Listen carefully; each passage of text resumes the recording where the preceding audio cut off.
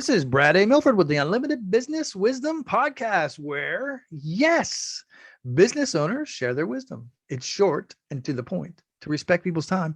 And because we know transforming possibility happens really fast and it leads to lasting results. So enough of that. Let's get to it. I have a special guest today, Vincent. In a few short sentences, share with us who you are and what you do. Yeah, most importantly, I'm a dad.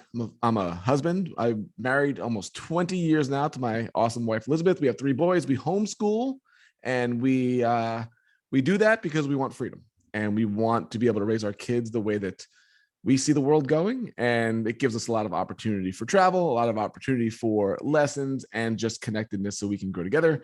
I run a series of businesses. I'm an author with a book coming out titled The Wealth of Connection, and have a podcast and a whole bunch of different things that we juggle around. I love it. Say the name of the book one more time. The book is called The Wealth of Connection. I love it. I know you to be a connection person. We met quite a while back. Yep. That was an interesting conversation, and we've stayed in touch ever since. I've seen you scale over the years, which is really cool, and I'm excited for your book.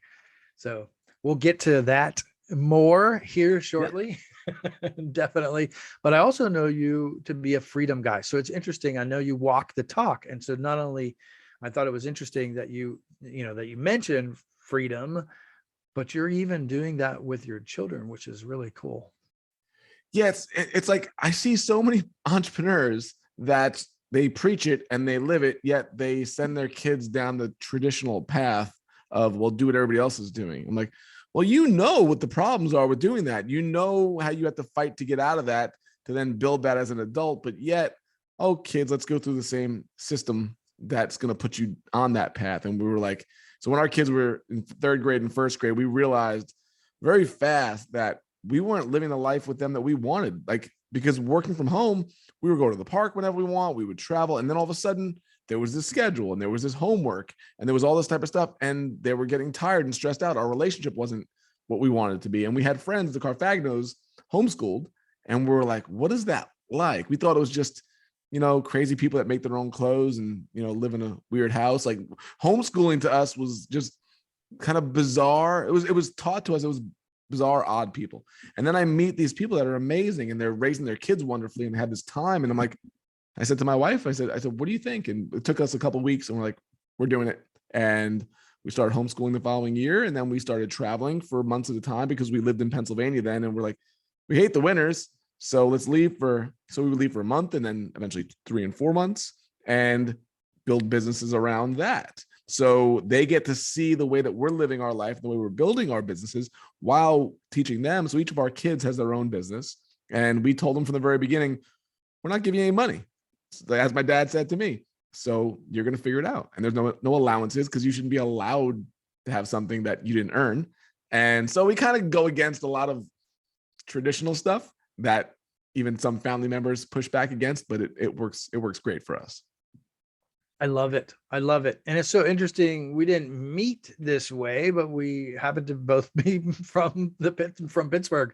So yep. Shout out to the Berg. And now we're both in Florida, which is kind of interesting too. So yep. It's great stuff. It's interesting that the turn of events. I also want to shout out something important that you said. You said you're coming on 20 years of marriage. That's an achievement in and of itself. So I celebrate you for that, my friend. And I didn't want to overlook that statement. I'll celebrate Elizabeth because she's the one that's put up with more than I've had to put up with. She's the one that had to deal with me and all my ideas. And, it's funny because we joked with each other a lot. Like, she was a great student in school and I was a terrible student in school. And so we wound up going to college. We met in college at Ohio University for journalism. And she was, then that was the first time that I did well in school because I cared, right? Because it was something that I cared about for photography and journalism. And we wound up getting jobs at a newspaper together.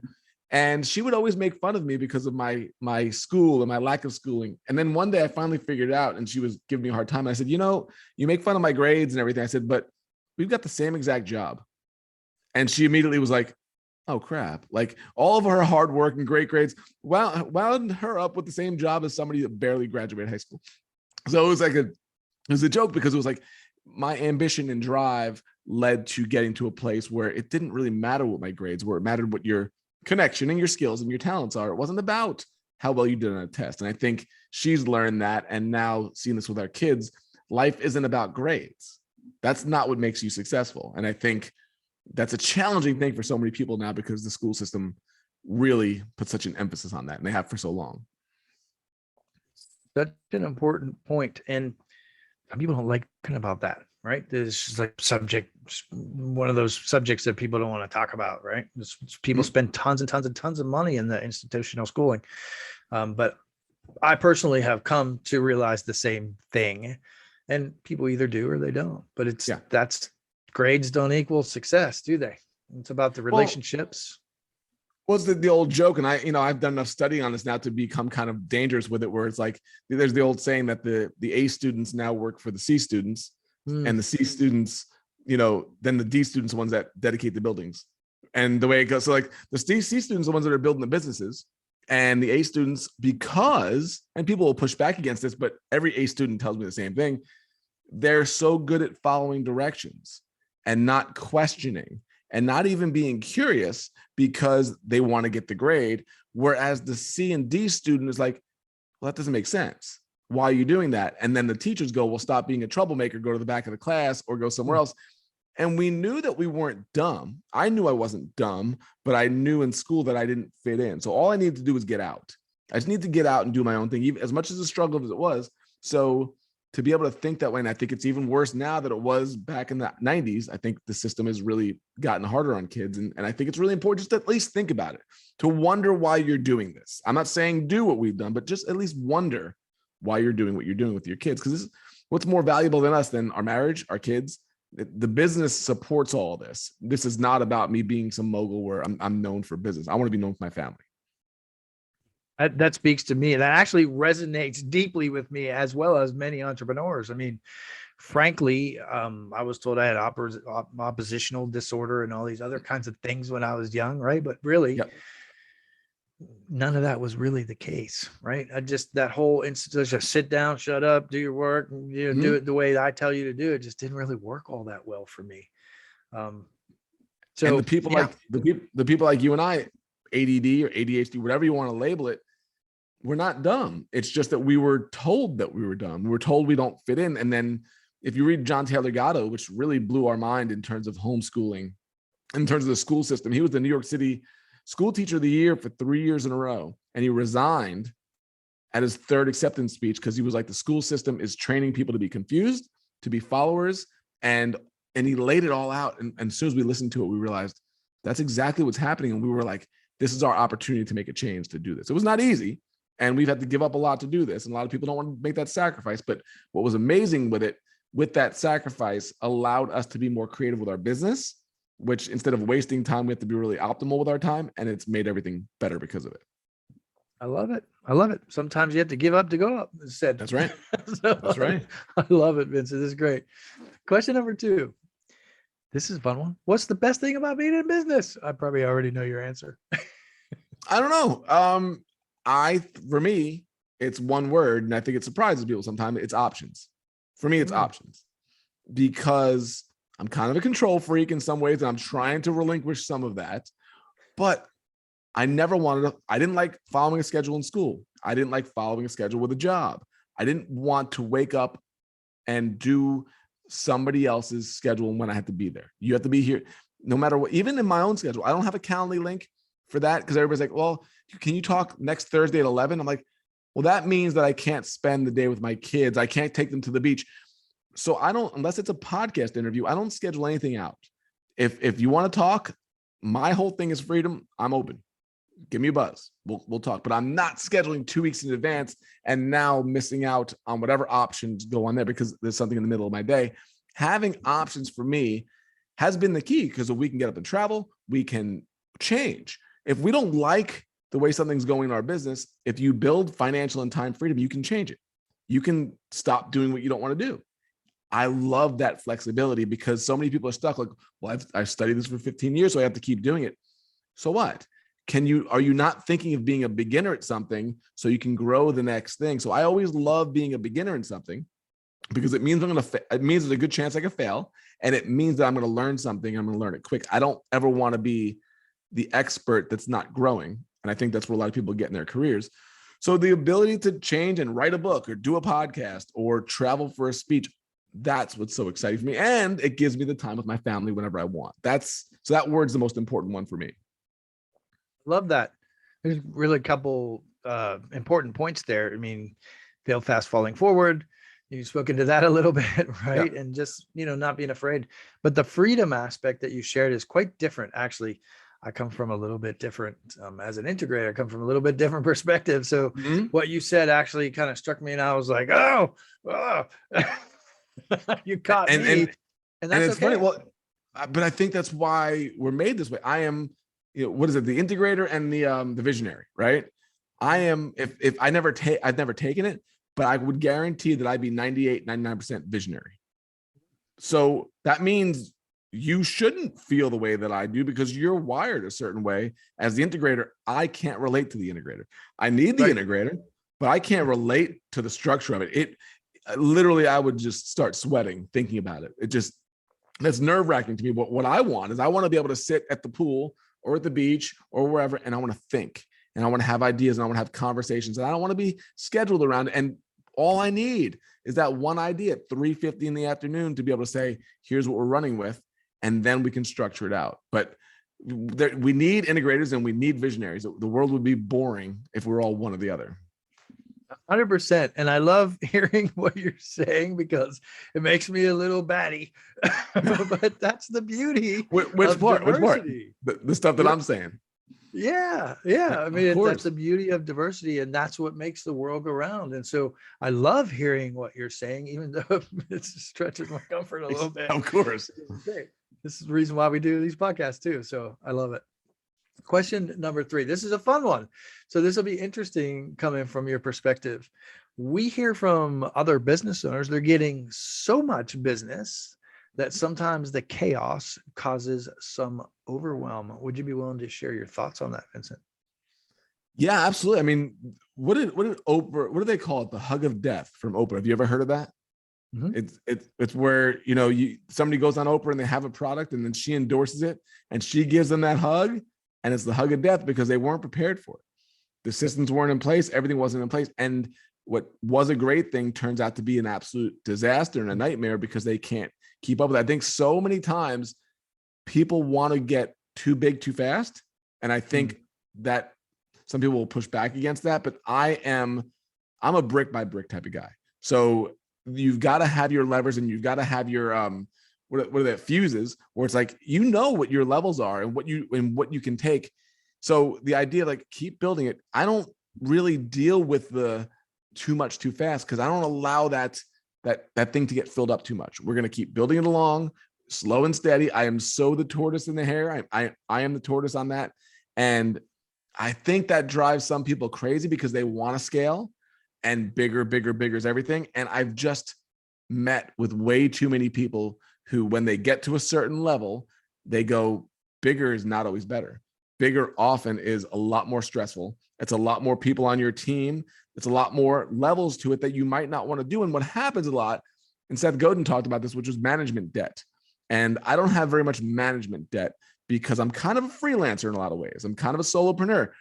When you build the team out, as we'll talk about, a lot now, you go from being the visionary or the integrator, whatever it is, to being a lot more of a manager. Even though you're not managing the people, you're managing your people. So now you're spending time on these 5 people and I'm like, I don't want to do that. I want to create and I want to connect. Those are the 2 things I want to do. So if I can get up and record a podcast, do an interview with Brad, and then write for my book and then make connections, if that's a great day of work for me. So I know a lot of people like that, but they get so caught up in the scale that they forget to do the things that they love doing. They start building something bigger and they don't even enjoy it and they don't know why. I'm glad you spoke into that. That's a problem actually that I've seen numerous times where people put themselves in positions where they just couldn't handle it, whether they bid on a contract or whatever it is, and no specifics needed here to illustrate. They just scale too fast, and then Yeah. they realize how hard that really is, and they have to take a step back. That's even been the case in my own business, being really authentic and Yeah. honest. Just recently took a step back in order to take 2 steps forward in the future. So it's a really important point that you're sharing, and I don't want people listening or watching to overlook it. Well, I think because sometimes it's so easy to be like, oh, go bigger. Why would you not strive? You're missing out on your potential. And I'm like, I don't give a crap about that. I really don't. Your potential changes in different ways in the way you perceive it. But what's the life that you want? That's the question I ask. What's the life that you want, and who are the people that you're helping? Do your people, and this is what is never asked, do your people want you to scale, or do you want to scale? And I get why you'd want to, but would your most loyal, faithful customers want you to scale? Because I've been to restaurants that were the best, and then they decided to scale. And then all of a sudden, the chicken got a little smaller, the service got a little worse, everything got a little bit more corporate. And I go, I miss it before they scaled. I was loyal and I would tell everybody about them. And now I don't, because it's kind of a chain. And a lot of businesses do that. And you lose that personal touch. And the thing that really connects all of us is personal touch. And we lose a lot of that stuff when we go bigger. And I think that's why I think so many people get empty. Like, oh, I thought this would be awesome. I'm not saying it happens all the time, but it happens a lot where people are like, I thought this would be awesome, but it's actually not. And I kind of feel like I lost my soul a little bit because I built it for a reason. And now somebody else has control over the decisions. And I'm just kind of a figurehead. And I don't think that's thought of enough when everybody's like, oh, just go get bigger. And I've always been wary of that. Agreed indeed. And I love the illustration of restaurants because it's an easy one to grasp. We've probably all seen that happen in a time. Yeah. Yeah. It's great. And it happens in so many different industries, especially even online with this. It's like so many people were built around what they had really special was what they did personally. And a lot of people don't want to deal with it because like, well, how do you scale that? And I think so often you can build that out if you have the foundation correct to it. But if you don't have the foundation set and then you try to go bigger, that whole thing really likely can collapse on itself. 100%. It's a really important point. I'm glad you brought it up. It's cool.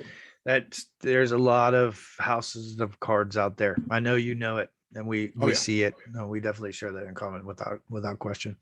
Yeah. Great stuff, Vincent. Great stuff. Question number 4.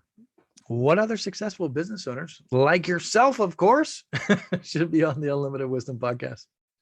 Yeah, this is a great question because I love this. I wrote my book about putting people over. I used to work for the World Wrestling Federation. I was a photographer for them back in the Attitude Era, like the big heyday of Stone Cold Steve Austin. And there's a phrase in that world of like putting people over. And what it means is if you're the champ and there's some up and coming people, they're relying on you and the business is relying on you on putting them over because otherwise they're never going to ascend and you're going to become kind of stagnant and old. So what they do is they let the John Cena's of the world come in and beat them. And then the crowd goes, well, they beat Austin, so John Cena must be good. And then the crowd buys into John Cena and that's putting him over. I think in business, putting people over has to be an essential part of what we do is find people and connect them together. So to your question, John Stange is a good friend of mine. He has a book called Dwell on These Things. He's got 4 podcasts. He's got a membership. Just such a great message that I learned from. I'd be happy to make the connections for any of these people for you, but John would be a great one for you to have on. Christopher Tuff just wrote a book called Savior Asks, and he's about networking and doing the right way. Has become a good friend of mine, is connected in so many different worlds. And his book just released last week, so he's top of mind for me. So Christopher Tuff and John Stange would be 2 that hop into my mind right away. Great stuff. And both topics that are really needed. Those topics could be discussed every single day and they would still be needed in the market that we live in today. Without a doubt. Thank you so much. I appreciate it. I look forward to connecting with them and having them on. Let's get to some wisdom. Vincent, you have lots of it. I'm a little bit familiar with your programs and what you do and the freedom that you talk about. So I'm really interested to hear, what piece of wisdom would you share with other business owners?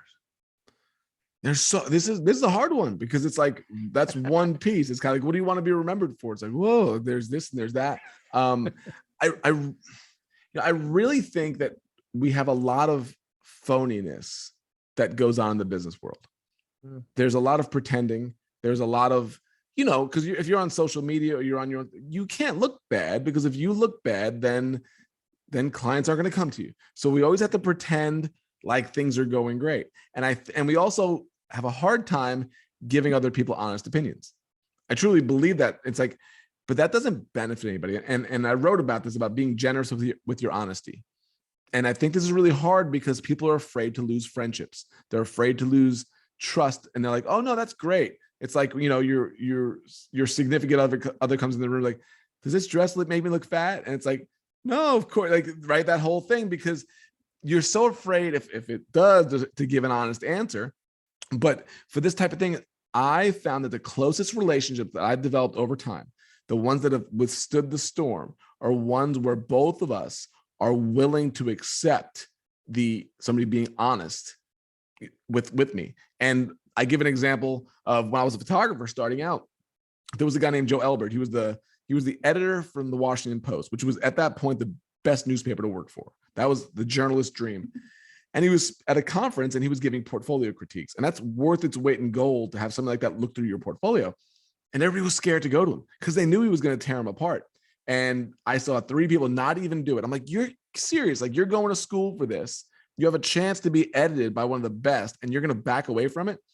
So I went in line to get edited, knowing I was going to get pounded. And there was a guy in front of me, and he got pounded. I mean, he was just tearing them apart. Why would you do this? Why'd you take? I mean, it was not easy, right? But I'm like, I need this. I know I need this. So I went up with my slide portfolio that had 20 slides in it, and he proceeded to take out 2 of the slides, push them over to me, and take the whole slide tray of 18 and push it to the side. And I'm like, okay, I didn't do too bad. He took 2 pictures out, right? That's not too bad. And he goes, this is your portfolio. To the 2 pictures, you have 2 ones that stand the test of time. These are ones that any editor would love. Now you got to replace the rest of those with pictures of this quality. And I was like, oh my goodness. Like, I worked for 2.5 years to build this portfolio, and he just trashed almost the whole thing. But I left there and I didn't get mad about it. I left there and it took me a few minutes to be like, no, the top in the industry told me I had 2 that made it. Now I just need to figure out how I do that over and over again. It was the best piece of advice I got in the beginning of my career, because it made me not accept a lower standard just because somebody would say, oh, that's good enough. I like it when people don't say it's good enough. I like it when people go, you can do better than this. And to get to where you want to get to, you have to do better than this. But so many people are so afraid to give honest feedback that it actually makes everything kind of muted and watered down and not real. And sometimes when you get it, people can't handle it because they're not used to getting it. And I think if we had thicker skin about it and we looked for it more, looked for the feedback, we'd all get a lot stronger. I love this topic. This is a great leadership topic, Vincent, and it's really an important one. So there's to give and receive is important, but both in business and just in life in general, right? Yeah. That's just my take on what you said. But the interesting thing is, I mean, you said it, I'm paraphrasing, but toughen up. You thicken up your skin, right? That's one side of the 2-sided coin, right? So what I heard you share is, on the one side, toughen up and take feedback. Feedback is a gift, right? Yes. Feedback is a real, honest, candid feedback is a gift like no other. Especially when they care about you. It's one thing for my neighbor to tell me one thing, which I don't know. But if you've built up trust in my life and I believe in you, I better take that. But it's not from everybody, because you don't know what their background is. But if they've earned your trust, yes. And the other part is to be able to understand how to give it, because you can do it really poorly, you can do it mean, or you can do it in a loving way, but be very tough at the same time. And I think there is a balance to that, to doing it well. Agreed. There's definitely a polarity there, but it is give and take. So I'm curious. I know you have thicker skin than most. I know this to be true, but what advice might you give to someone that knows they're listening and watching right now? And they're saying, look, I know this is speaking to me. This resonates with me, but I'm just not sure how to toughen up, or I'm not sure how to receive that advice, or even how to go about it. What kind of advice would you share? That's a great question, because if you've got to surround yourself with people that you trust that are willing to do that for you. You have to. right? Because if you're around people that are not doing very much and they don't really know what they're talking about and they give you feedback, that could be very damaging feedback. That's right? everywhere, isn't it? It is. So I have a friend, it's a great line, but his name's Bill Convos. And he's like, Vince, I don't wait in line whenever I can. I said, what do you mean? And he said, I go to a Ohio State football game. Like there's a line full of 40 people. I don't wait in line. Like I go to the front of the line and I asked the person in the front of the line, I said, what are you getting? They go, I'm getting 3 hot dogs, 2 sodas, and popcorn. He goes, well, if I buy those 6 things for you, will you get me 3 hot dogs and 2 sodas with my money? Work smart. And every single time they go, of course I would. Why would I not just order 5 more things? Pays for their stuff. And he goes to his seat and he sees kickoff with his kids and he enjoys the game. He goes, my time is really valuable and I pay to get to the front. And I can tell you, for me, going to conferences, joining masterminds, going to different events, getting around people that think like this, and then getting their honest, then building relationships and then getting their honest take on it, that speeds up the game so fast, as opposed to going to your brother-in-law that doesn't know even know how to run a business and then ask him what you're doing. And he goes, oh, don't go get a job here. And you go, okay, what's my brother-in-law said? I took his advice. Maybe it wasn't good advice. I want to go by the advice of people who've done it often, or they at least understand where I'm coming from. They don't only have to do it, but they have to understand where I'm coming from. And so I do that often. I pay to get to the front. I join different things where I'm going to be around these people, because if you fly to San Diego for a 4-day conference, even the influencers there take you more seriously because you spent a couple of grand and you took time away from your family to do it, as opposed to somebody that sent a DM to them asking for something. So you build relationships, you build connections. And as long as you could do it with integrity and curiosity on the way out, you will build collaborations, you will succeed with what you're doing, but you need that. You need to be around those people. That's some deep stuff. And honestly, if you're listening and you're watching and that escaped you, I encourage you to go back and actually listen to the words that you just shared, Vincent. It's really powerful stuff. And it's not just about, we're talking about advice. We're talking about gifts. We're talking about caring about one another, really trusting people who know, not just the stuff we hear on the internet today, just all over, right? Comparisons and things of joy, as it said, right? So you don't want to compare yourself too much, but you're not talking about critics. You're talking about people who actually are ahead of you and can save you tons of time and effort falling on your own. Totally. So totally. And so you got to be able to, you say like, what should they do? That person, I think ego comes into play. I think sometimes it comes from our childhood. I've had people get mad at me and they've done nothing. They've never built anything, but they're like, I know I have talent. I'm like, I'm not saying you don't have talent. I'm saying what you're showing me here doesn't resonate, and it's not going to resonate. And they have a hard time with it. I think ego from past rejection really comes into it. But one of my strengths, I think, and it can be painful sometimes, is telling the truth. I can't lie. So I can hedge it a little bit and not be so harsh, but I would rather you dislike me for me being who I am than you like me for me being somebody that I'm not. And I think by not giving advice to somebody that asked for it, that can help them, that's robbing that person of growth. I really believe that. So I'd rather you walk away and not like, because what's happened a lot of times is I'll get a message 4 years later and be like, you know what? I was mad at you, but I thought about it and you were right.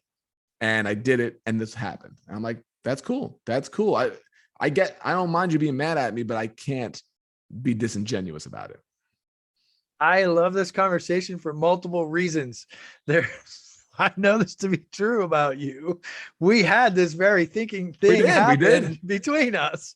Yep. So you gave me some hardcore feedback. You suggested, we had a conversation, we got through it. You suggested I look at my edges and that what I was saying wasn't quite resonating with you. And I remember that very distinctly. That was 3 years ago that we had that conversation. Yeah. And powerful stuff. But the thing is, you can walk away and be like, this person is willing to end a friendship or have that person end it with me because I need to be able to tell them something that I think is valuable to them. Right.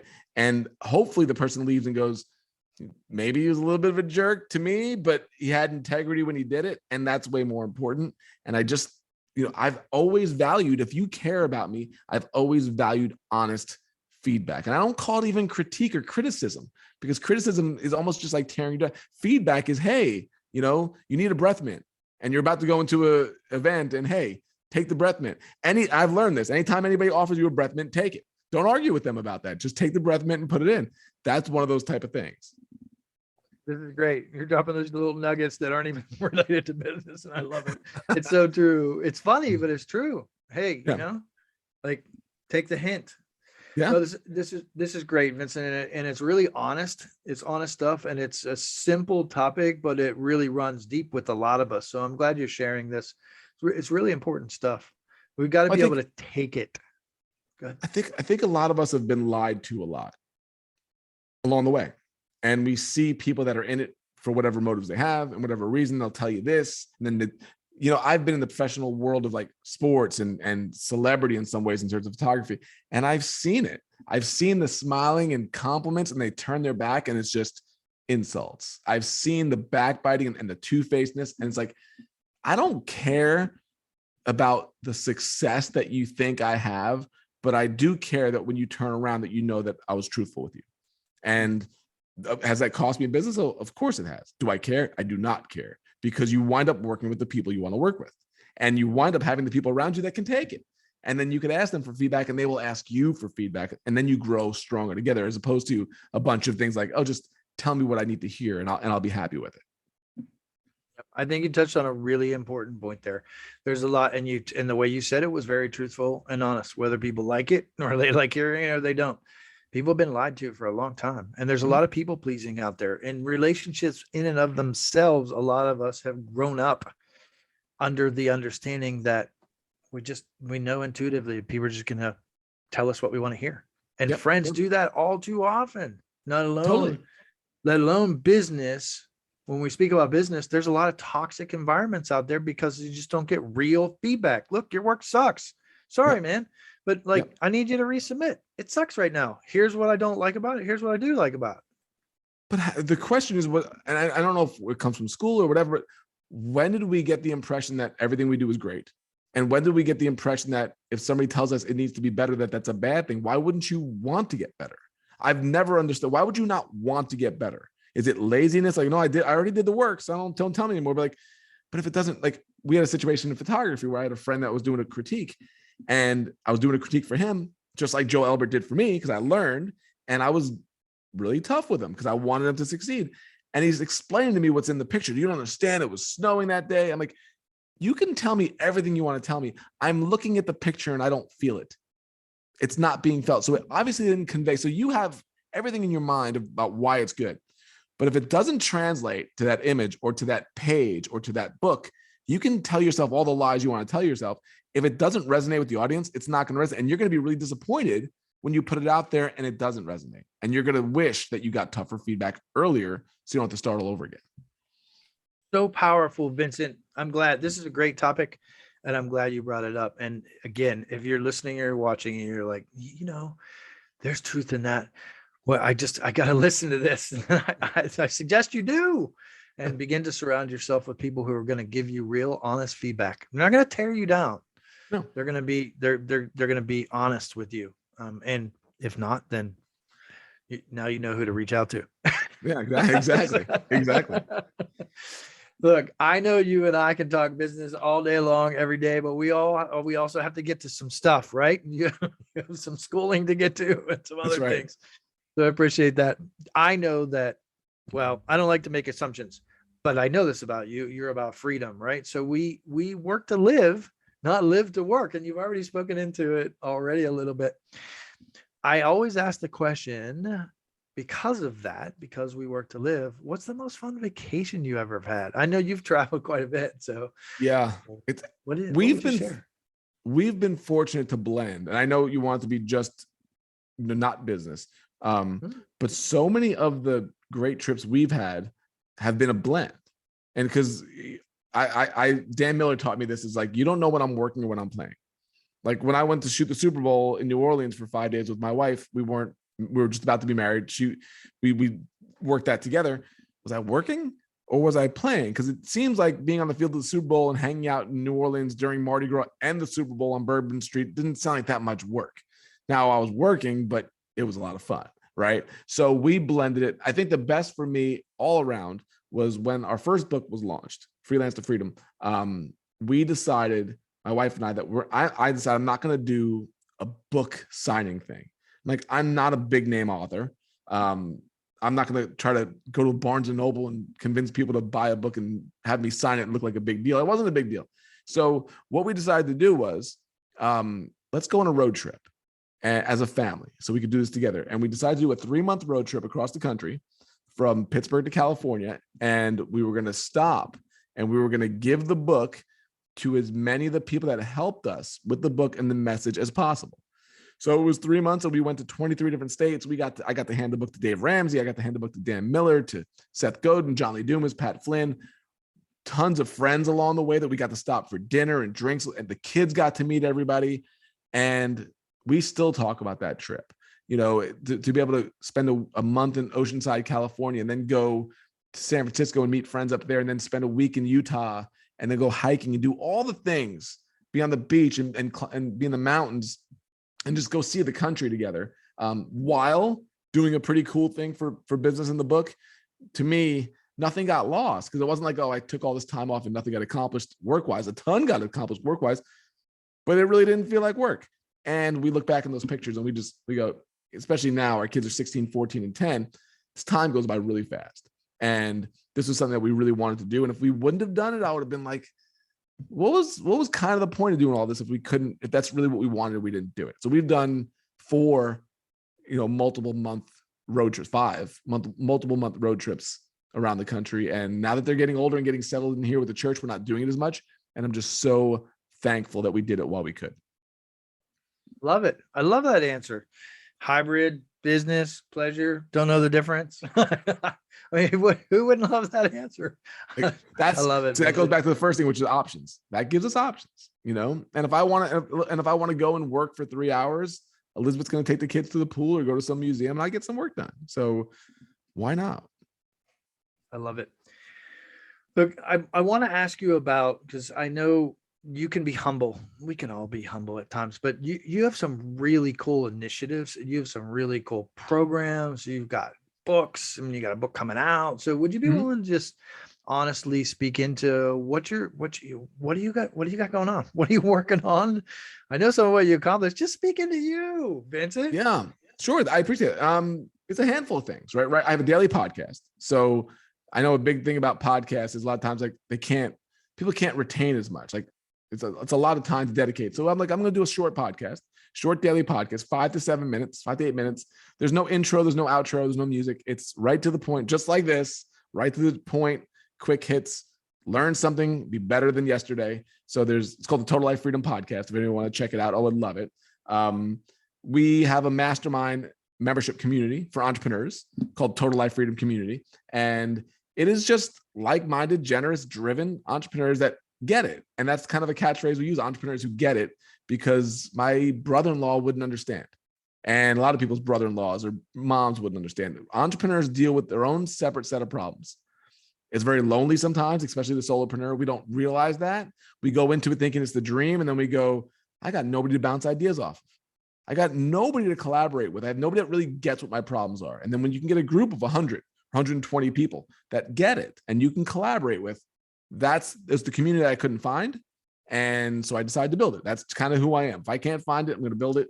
So there's that. And then the book, which is really cool, which launches May 2nd. It's called The Wealth of Connection. We hear all the time about people that are a wealth of knowledge, that are a wealth of information, but we rarely hear about the people that are a wealth of connection. That's where the title came from. But the people that are a wealth of connection, they know everybody and they know the doors to open and they know how the whole thing works. They're the ones that, and they usually do really, really well because they're well connected and they understand it. So the book is all about why it's important and how to become one. So that's the book that's coming out May 2nd. And I'm super excited about it. I love it. Thank you so much. Fantastic mastermind. Great book. I happen to have a preview copy. So I want to encourage you to look. There'll be links below. And fantastic podcast. I love the style of your podcast.